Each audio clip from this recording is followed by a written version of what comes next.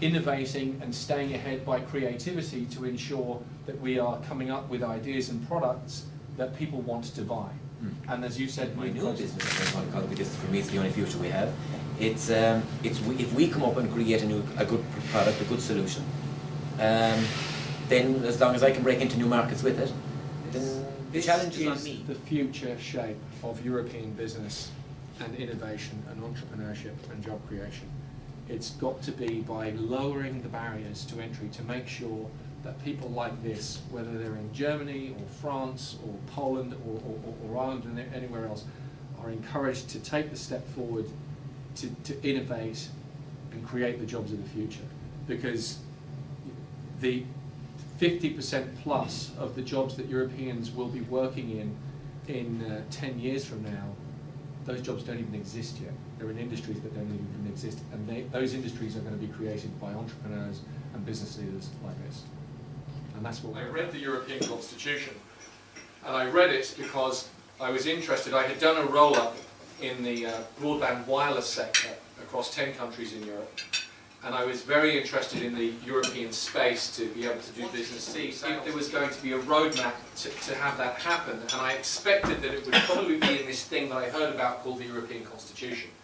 So I read it, because as all entrepreneurs know, something that defines an entrepreneur is spotting a trend or an opportunity before anybody else does, and reading the signs that are there, if people look for them, but joining the dots in the right way. So I thought, I'll read this thing I'm hearing about called the Draft European Constitution.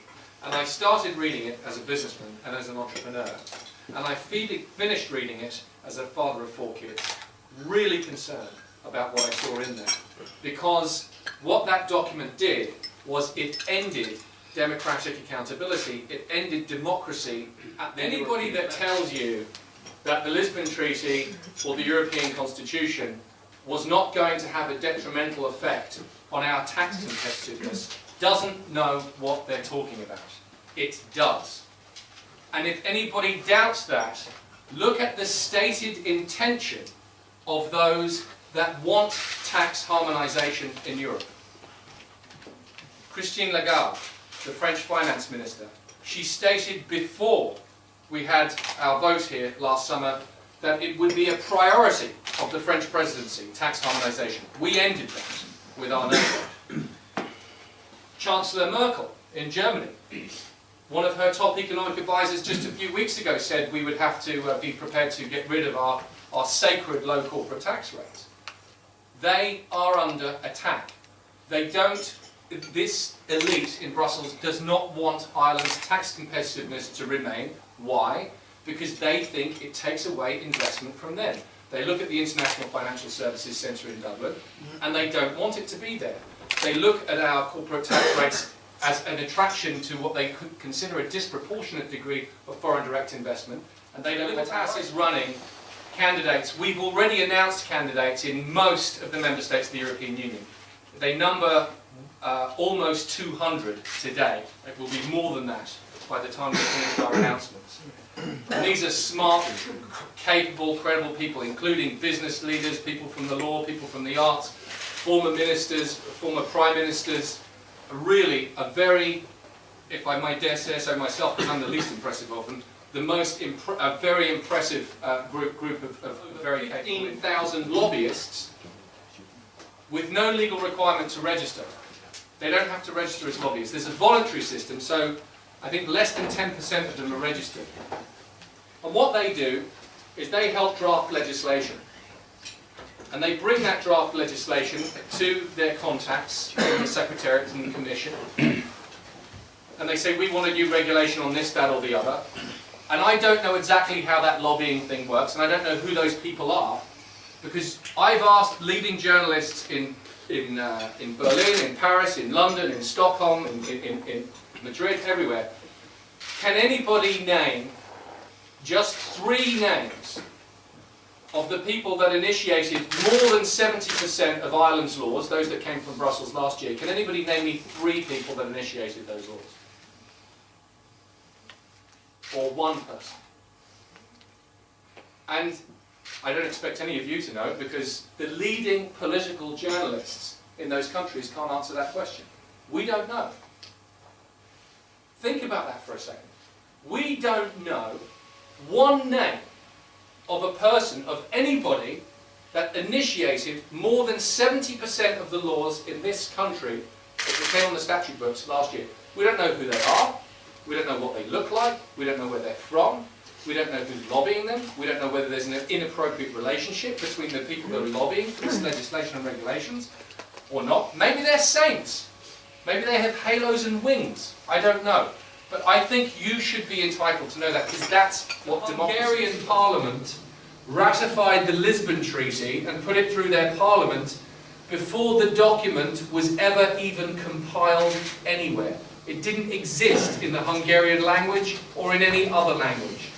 And they ratified it. In Brussels, you are not required to register as a lobbyist. You can lobby without being required to register.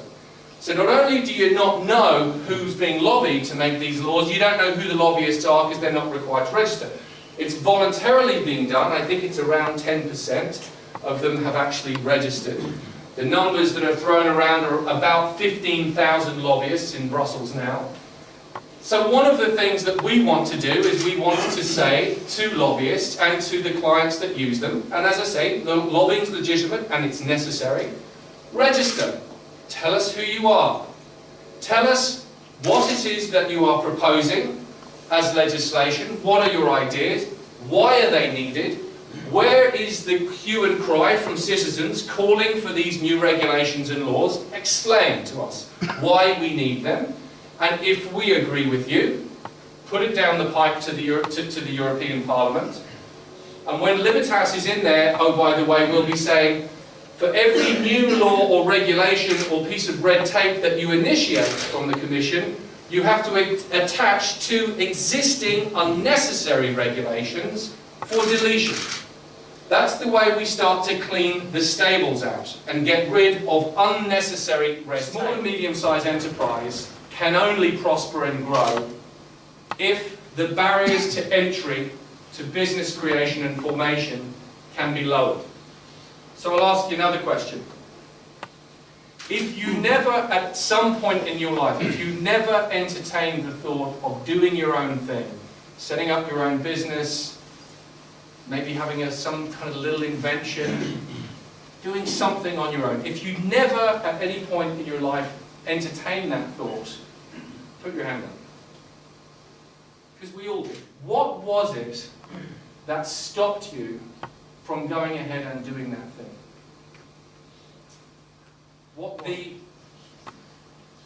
The question, the objective, the mission for Libertas in terms of stimulating innovation is, I want to see that we remove as many of those reasons that you had for not doing that.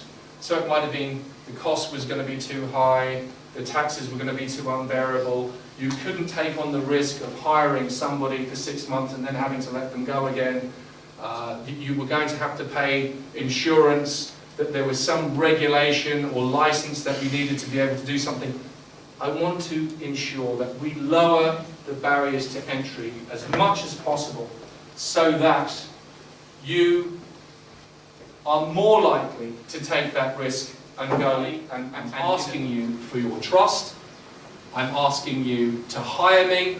I want to be your servant. And I want to do that for maybe 8 or 10 years, for as long as you'll have me, but not much longer than that. And I will represent your voice in the European Parliament and in Brussels. They won't be able to ignore it. If you give me the job, I will lead the Libertas Party, the first pan-European political party, and I will do a good job for you. I will win your trust, and I hope your respect, and I hope I'll be worthy of what you deserve.